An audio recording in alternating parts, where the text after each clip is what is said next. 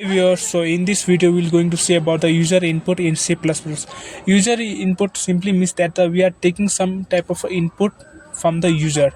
So to list on our code, so I will given the int a and then semicolon and then plus print the message that I'm asking as a user input. Enter the and enter the number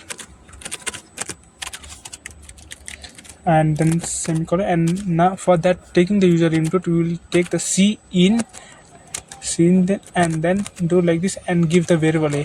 So we are taking the user input and we are storing that the user input in the a variable. So now let's print that cout and a. So let's run the code. Suppose if I given the input as a 16, as you can see on the screen the input is 16.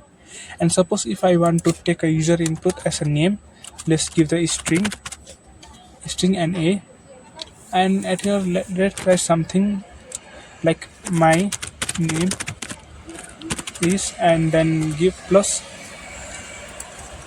plus sign and listen. Suppose if I written the my channel name HackQ, then enter. See, my name is HackQ. So this is the all about the input type. You can take any type of input type, like I have tell you in the in previous video that there are different type of data type.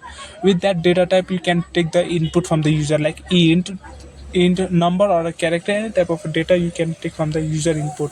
So hope you have liked this video. For more videos subscribe to my channel.